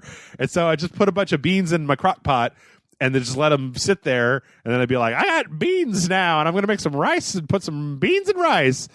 Yeah, Jeff's weird. I just want to point that out. I am kind of weird. I don't know. But a pressure cooker, what the Instant Pot does is it literally brings, like, you have to put liquid in it, and it literally steams that liquid up to the point where it pressurizes it's like a crock pot, but it's under pressure. And what that means is that the heat on the inside cooks the food a lot faster, because it's essentially doing it at a different level of pressure than what you have, like, in the world, right? It's like if you put something in a vacuum chamber, the way you cook with it is differently. And so what it means, it cooks way faster. So you can cook a roast that takes, like in a slow cooker, you put a roast in a slow cooker, it takes 6 hours, and you got yourself a tender, juicy roast, and it's delicious, and it's great. You put a roast in the Instant Pot, and it takes 1 hour, because it's just like fucking super cooking the thing. Used to be that you could do a pressure cooker on top of a stove, but you had to really be careful with it because if you applied too much heat to it, it would explode. And that's why the Instant Pot, and when I say explode, I don't mean like a bomb. I mean like the top would fly off and all your food would come shooting out of it, right? Yeah. The Instant Pot is such an interesting thing because it's a self-contained unit. It's electric, so you just plug it in and it's self-regulating. So like I've had a problem where things burned to the bottom of the Instant Pot, but I've never had a problem where the Instant Pot like exploded or anything. Anyway, that's Instant Pot. That's sous vide. Maybe someday I'll make one of these videos because I really have been working at this, and I feel like I'd like to show it off a little bit. It's just I need some cameras, equipment, and things like that. But I don't know. Anyway, question. I need advice on getting over heartbreak. It's been 10 months since she walked away after being together for 7 years and engaged for one of them. I know it wasn't meant to be, and looking back on it, by all accounts, a comedy of errors. Initially, I gave myself time to move on by going on a road trip to Texas, in which I had a bloody blast and was well stoked to meet you, although I forgot to kiss you on the head or even rub your lucky head. Oh, I know who this is. Now I seem to find myself spinning wheels, listened to all Dr. Nerdlove's podcasts since inception, read The Game, which has filled me with a slight dread. Don't. And it says it's that easier to pick up girls than generally. What's the bloody point of it all? And a foray into online dating and trying to put myself out there. Any tips? Please help me, Obi-Wan. You're my only hope. All the best. From Tom the Crazy Englishman. John? I've really only been in like a few relationships. Yeah. And prior to me and Amanda, and all of those, I knew that they were ending before. Like it was very much a mutual, like, this isn't working. Right. Kind of thing. Like, I've been very fortunate in that I haven't had like devastating heartbreak. Okay. So I may not be the person to answer this question. Well, I'm traditionally not exactly the world's, greatest Lothario with all of this life experience. But I can give you a few. I can tell you a few things that I feel like I wish that somebody might have told me. I tell you one thing I wish that somebody might have told me.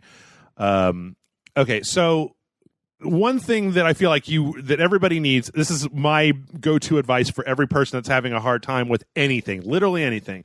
I was telling my friend had their family member in the hospital a while back, had tragedies that happened to people around me and such.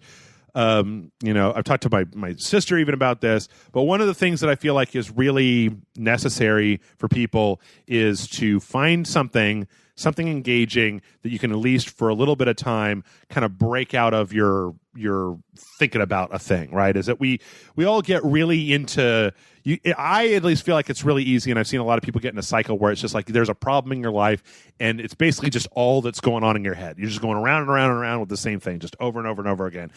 I know it's difficult. I know it's really difficult, but like whether it's a podcast, a video game, going out and getting drunk, other people are amazing for this. Go talking to friends and such, because especially if you can kind of get your mind off of stuff, I feel like you'll feel way better if you can just take a break from like essentially clenching the fist of whatever this issue is and just thinking about nothing but that. So I highly recommend try to figure out some way to get your mind off of things. And it doesn't have to be forever. It's not a fix. It's just giving yourself a bit of a relenting a little bit, like maybe I don't know, Tom, maybe you're into it, maybe you're not. Binge watching an interesting show, like last week when I was watching My Hero Academia, right? And it was just like after I was done with all my work for a few hours before I went to bed, I just sit here on my couch and drink a few beers and be like, oh, wow, what's going on? And there were literally times where, I'm 3 beers in and we're to the dramatic fucking shonen part where the person's screaming to get ready to punch the world in the face. And I was literally on the edge of the seat that I'm sitting on right now, like, oh my God, what's going to happen? Ah! And like, if you can find something like that, and that's why I recommend something light, right? Something like maybe not like Infinity War, but more like Guardians of the Galaxy. I know that whenever I was in like a relationship that ended, and that because like I said, it wasn't heartbreak, but you still get a little depressed. Oh yeah, of course. I know there were always 3 things that I always tended to binge, and that's not TV shows. One was technically a TV show. I would watch High Fidelity. Okay. Then I would watch Ghostbusters. Mm-hmm. Then I would watch SLC Punk. Okay. And then I would watch the Tenacious D TV series. Okay. Like those were kind of like the things that would get me through. It's like your comfort food. Yeah, I'd watch those 4 things, and then I'll be honest. Since I've been in a relationship with Amanda, aside from Ghostbusters, I haven't watched any of the other movies. And I love those movies to death, all of those movies. Yeah. But yeah, those were kind of my breakup films. Or go back and like rewatch something that you've already watched that you know you like, right? Something to take your mind off. Or I think maybe it's time to go read those Game of Thrones books. That's probably a bad idea because they're very dark and heavy or whatnot. But like just something that's so engaging that it gives you a way to kind of like disconnect a little bit. Yeah. As far as the other thing goes, I know that I'm not really super qualified to talk about dating advice, but what I will say is like as much as you're able to, I would highly encourage you to try to go on dates. To just like try to get out and meet people, and even if it's bad, in fact, it's probably going to be bad. Like the chances that you're going to go out on a date and the first person that you meet from online dating is going to be, quote the one, are incredibly low. Like, but there's a thing that I wish that I'd known when I was younger, which is that doing a thing gets easier over time, right? So when you go to work out at the gym, it sucks and it sucks and it sucks and it sucks, and then it gets a little bit easier. There's a line at the end of, I think it's like the very first episode of BoJack Horseman where he's trying to run, or maybe the second season, and this guy that always running by his house stops him, and he's like, it gets easier. The hard part is that you have to do it like every day. And when I worked out, it was the same way. It was like, this sucks. And it sucked for like 2 months. But then eventually it got easier and eventually got a little bit easier. Now, I mean, it would suck again. I'm out of shape like a motherfucker. But when I had my dog for the first time, like I almost didn't have my dog because I got really frustrated trying to train him. And it was like, you kind of just have to do this thing that you don't like. And then slowly, a little bit at a time, it's going to get better. And I feel like dating is a thing that a lot of people, myself included, you don't start out good at it. You have to do it a bunch of times. You have to have a bunch of shitty dates. And but you have to understand that if you can have a bunch of shitty dates, that you can get over, being nervous, and it can be the sort of thing where you just go and you have a date and like, oh, that one sucked. All right, well, back home, I'm going to keep watching My Hero Academia, right? And then next week we're going to go on another date and see what happens. And then 1 week at a time. Plus, it helps to kind of widen out. I mean, I'm not the standard. There's a lot of fish in the sea and blah blah blah blah, that kind of thing. I'm not a big fan of that, but I feel like you can also kind of see where getting to know people. I don't know. I mean, the more you date, the more chances you have to meet people. The more chances you have of finding somebody that's going to be compatible with you. Yeah, you're going to like. So that's what I would recommend. Try to. I mean, I know that in a lot of ways it's really difficult to get your mind off that stuff, but try to get your mind off it and try to get out there and. Yeah, see what you can do. So, thanks, Tom. All the best. Hope it goes well. Let us know. Mike writes in with a very short question. Says, Dear Jeff and John, I loved the game Area 51. It was a shooter at my local movie theater. Played it when I got off work till I was out of quarters. Are there any games that you played using quarters only that you miss? And that's from Mike. Area 51 was a good one. Police 911 is another one. Oh, yeah, you love that game. Oh, yeah, no, I was fucking obsessed with that. Also, I used to play a shit ton of Marvel vs. Capcom 3. In the arcades. Yeah, in the arcades. I also used to play a lot of Capcom versus SNK and also SNK versus Capcom. Interesting. In the arcades as well. Okay. Because the college I went to had both. And I feel like there's another one that I used to play a lot. I'm just blanking on it. Okay. Yeah, there's absolutely a bunch of stuff. I feel like God, what was the first example that was just coming to mind? Something that I used to just shove quarters into all the time. I don't know. I mean, I kind of miss the old arcades. Like it's there were a lot of things that were shitty about it. But like, I guess it's strange now because my attitudes have changed. Like when I go to pinballs here in Austin, we have a big arcade where you can go and you can pump your quarters in, basically tokens. That I don't really miss it a lot anymore. But it used to just be such an experience. It was like, it's like going out to eat, right? Like at home you have video games. They're fine. They're whatever. But like the good shit is out there in the arcade. Like that's where the best shit is. Yeah. I think if I was going to pick one from the arcade that I honestly miss. Well, you know what? When you were talking about shooters, Time Crisis, I feel like really worked in the arcade and like not something I as much want to play at home. But having that pedal, having that big screen in front of you where you were coming up and blah, Having blah, said blah. that, I owned the Time Crisis games for console. Yeah, those are great. Or what was the? I know this is a lot of shooters, but I feel like a lot of shooters were like those are very unique. They're like things that you didn't get a lot of. Different. LA Machine Guns. Yeah, where it was like there was that giant gun that just was it was just like vibrating at the speed of light. Or they had that sniper game too that was really interesting where you had there was a screen in this big sniper rifle and then a second screen where you would like look and then you would aim it and you would kind of zoom in. But when it comes to like interesting kind of things that you aren't able to really replicate at home, I was actually just thinking of you remember back in I don't know if you remember this, but in the late 80s, early 90s, there were these Afterburner cabinets.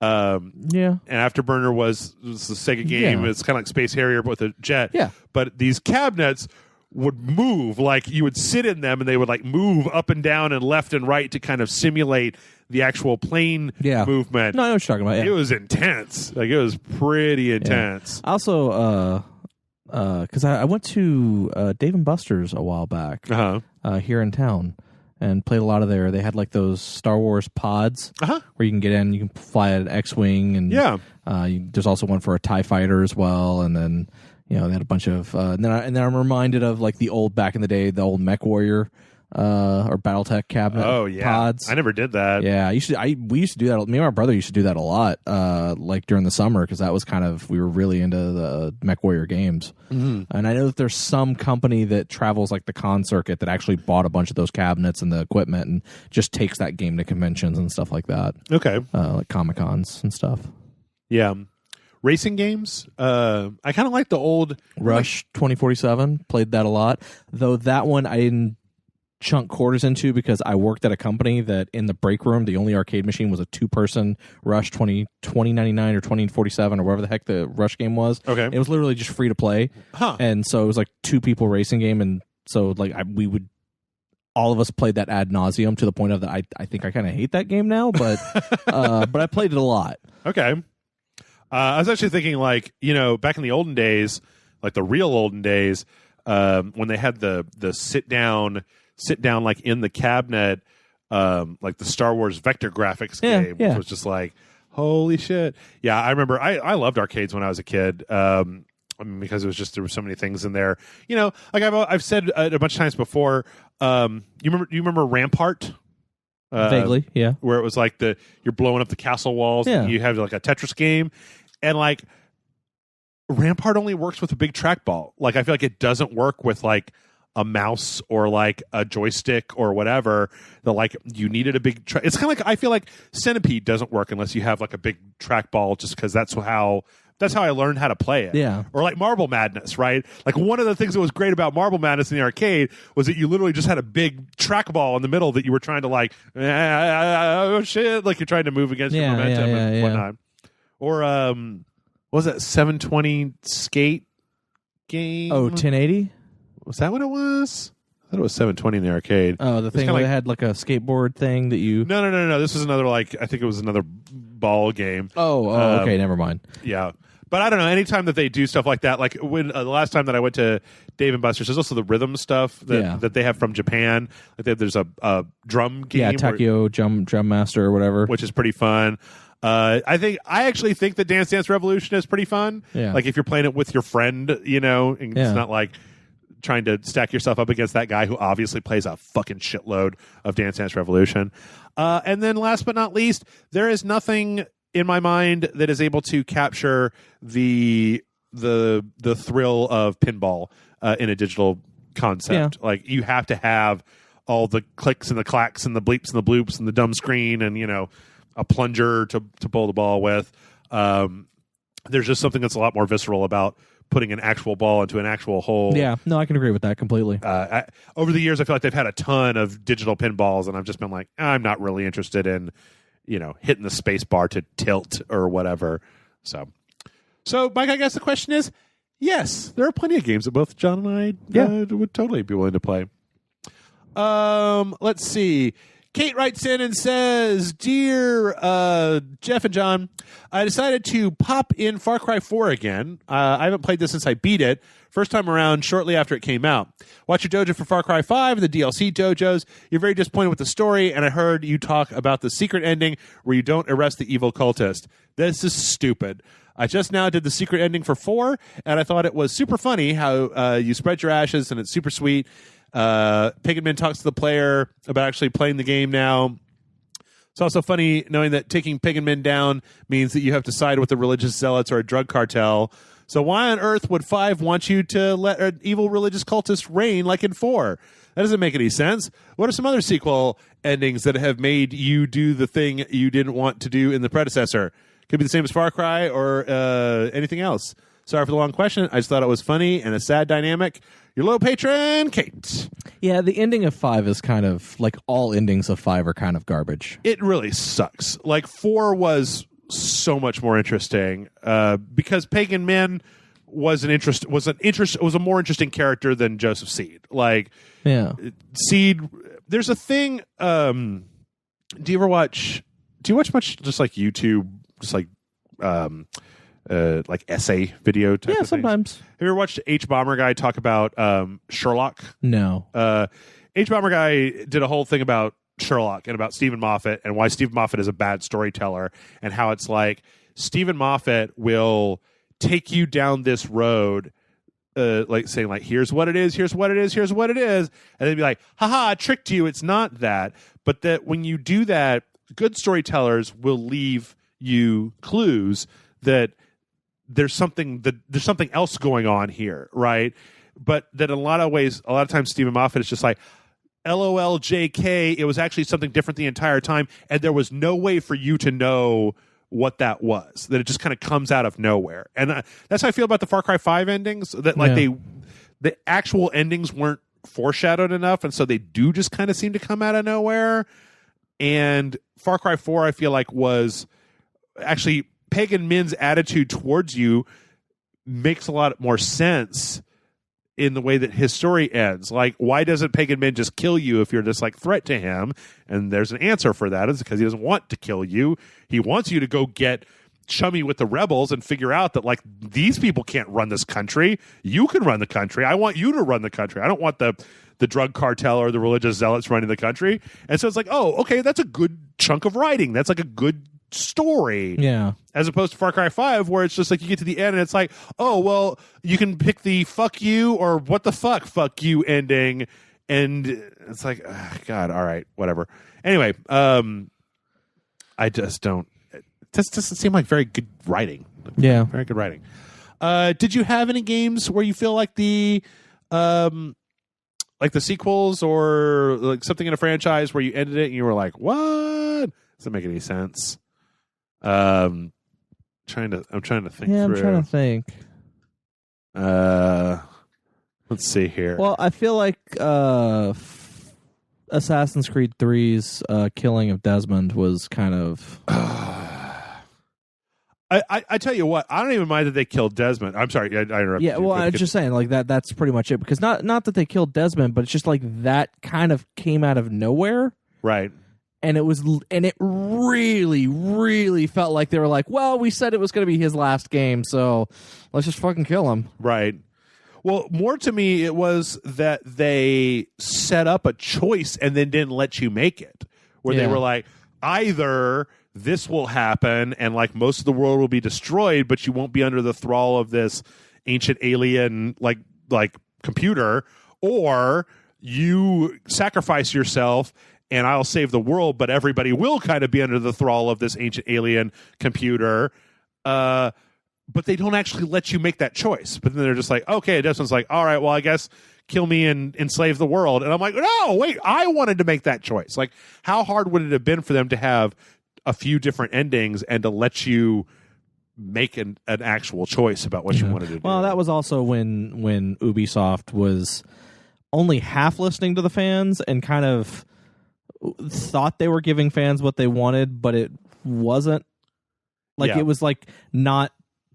It was also it was just, that was a weird time for Ubisoft in the Assassin's Creed games. So yeah, well, Assassin's Creed has always been, obviously 2 games, and one of them they're very pointed about what they're doing, and the other one they seem to have just like no clue what the fuck they're doing. Like all of the stuff where you're in the real world to me seems to be like, what? Oh, in the modern day yeah. Well, it's like it's also the original people who were like the people who came up with the story. Mm-hmm. None of them work for Ubisoft. Well, right. Like a lot of them stopped working for Ubisoft around Assassin's Creed 2. Yeah. Or right after Assassin's Creed 2. So it was just kind of, well, it's a bunch of people going, well, we don't know where this is going, so we're just gonna. And it was clear where the story was going. It was basically the people who said that, oh, well, Assassin's Creed 3 will be the end of Desmond's story. It was clear that they were like, that's going to be the end of that story, and then Desmond's going to go off and do his own thing. Right. And the idea was to turn it into what ended up becoming Watch Dogs. Yeah. And then somewhere along the lines, those people left, and someone went, yeah, let's just make this its own game. And fans clearly don't want any more Desmond because we said it was going to be his last game, so fucking kill him. Yeah. I'll tell you what.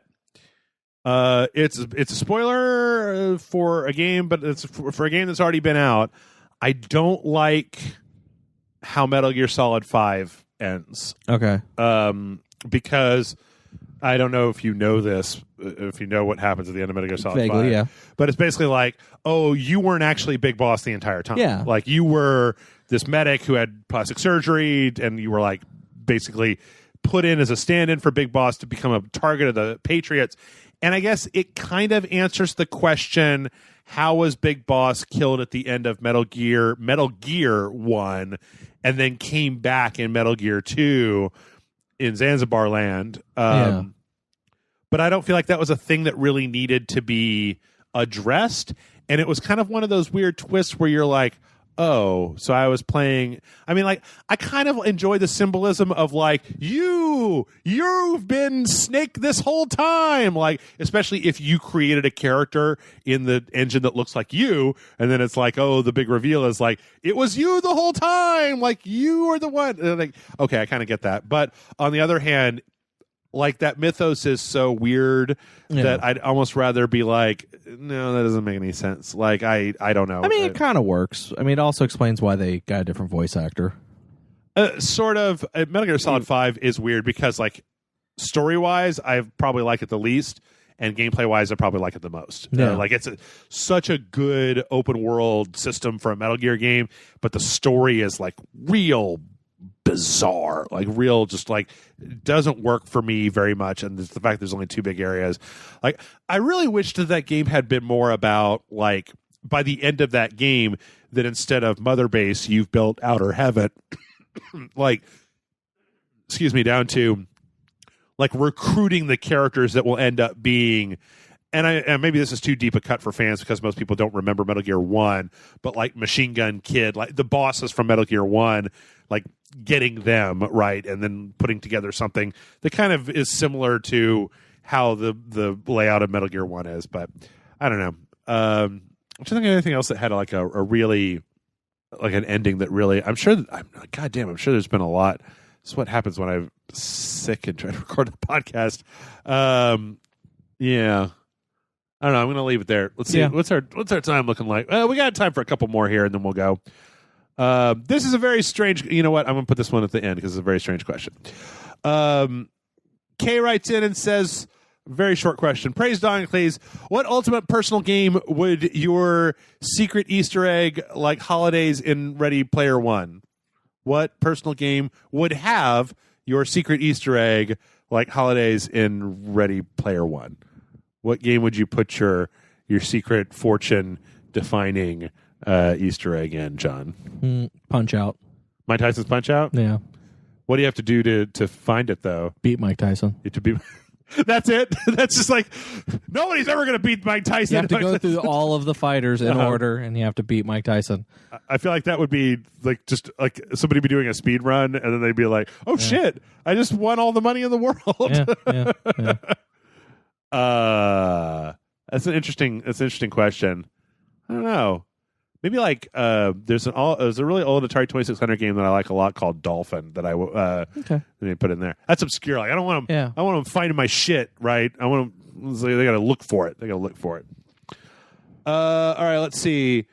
Johan writes in and says, "Hello, Jeff and John. My question today is all about what's that? Is all about context. But at the core of it stands two heroes. Okay." This is the subject line here is story question here. One was born under a lucky star or branded by the gods, or maybe was trapped by monks and put onto this world with nothing but a destiny. The other might be covered in misfortune and scars, or is the chippy leader of a ragtag band of vagabonds, or maybe chose to join the army to protect everything. Whatever the origin is, the hero has chosen this life to be the hero no matter what the cost to their body or psyche. Even though the story is always judged by its context just on a core level, which of the hero stories do you enjoy the most? The hero of destiny or the hero of choice? If you need more discussion, please tell your favorite each of these story tropes. So always have a great day, Johan. Okay, that's pretty. I tend to lean more towards the hero of choice. Yeah. Spider-Man. Mm-hmm. It's the whole Spider-Man. I mean, don't get me wrong. I love Superman. I love Spider-Man. But I kind of enjoy Spider-Man stories a little bit more. Okay. Even though I fucking love Superman as a character more. But I tend to, a character of choice, you choose to do the good thing. It's relatable. Yeah. And it also, it lets you know that regardless of where you come from or whatever, you can, as long as you make the right choice, you can also do great things. Okay. I mean, I feel like there's. I like both, though. Yeah, I do like both. That's what I was just trying to think. Is there are a lot of examples of characters that I like? Generally speaking, I do prefer the hero of choice because I also feel. I mean, not to get too metaphysical or anything about it, but I do like the narrative of like you made the thing happen. I think it's one of the reasons that I like My Hero Academia a lot is because the main character. In a world full of super people, the main character, like, every time he tries to use his superpower, he fucks himself up real hard. And he knows he's going to do it, too. And he knows he's going to do it. He's literally sacrificing himself, like, for this sense of justice that he has, outside of the whole kind of, like, oh, you're the chosen one, Harry. You're a wizard. Come on. Because I feel like when we get too steeped in the destiny journey, that it can, in our own mind, develop this idea that, like, oh, well, someday somebody's going to show up and tell me I'm a wizard, right? That, like, whereas the hero of choice has to do the work to become a hero, the hero of destiny is just like, oh, you're the one, and that's what happened. I do though, like, when they subvert the destiny trope. Like, I really like the way that they did that in, like the first Matrix movie, where they're like, everybody's like, Neo, you're the best, and he's like, I don't think I am. I think I kind of suck at this, so that I'm bad. And then he gets told, you know what, you're right. Right. And then he's like, oh, well, then I'm going to make the choice to do this awesome thing. And then when he does the awesome things, everyone's like, yeah, no shit, you're the one. You're the one. It just took you someone to say, no, you're not. Right. But no, there's a comic that does that. What is it called? Spider-Man. Birthright. Superman. Oh. Birthright. Okay. It's called Birthright. It's about basically one of those child in modern day whatever, transported into a fantastical world. Right. Is foretold to be the prophesized to be like the hero of this world and will overthrow the evil emperor.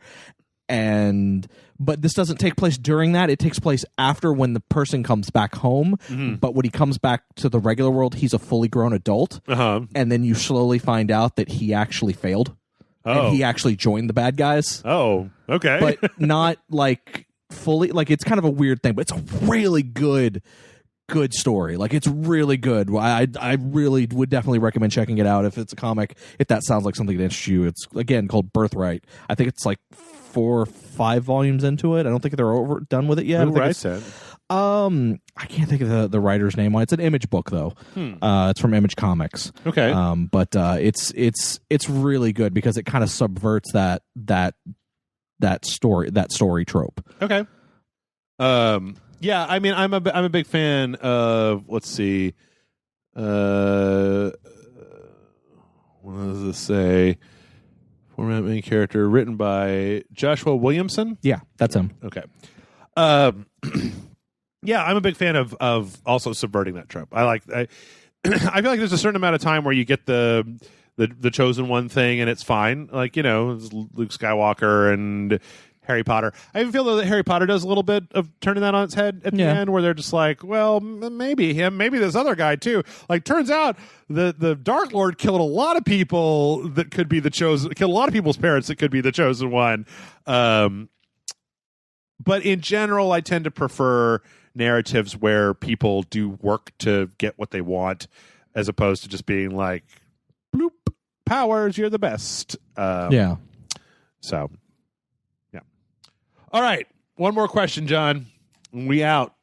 This is a very strange question, but it's written in all capital letters. Let's get weird. And bold. And the subject line is Pop My Version Question, Jeff Daddy. So here we go. Hey, magnificent Jeff, and equally magnificent and amazing and spectacular John. This is Aaron, or the man with no life whenever I comment on the site or Patreon videos. First time ever sending an electronic mail question. Been a super fucking duper fan since you were the unnamed video game podcast on Spill. But that time it was just Jason, Corey, and Kevin. That's right. I wasn't even on that show when it started. Anyways, oh, he even is addressing me. I want you to answer this, though, but I feel like I would like to give you an out because it's an odd question. I feel like we've had part of this question before, but never this side of it. Let's do it. Jeff, you've been doing chef stuff, all cooking and shit for a few months now, or something like that. How would you cook human flesh if given a few pounds of the meaty stuff? Oh, and John can answer too. If you have an answer. Don't want anybody feeling left out.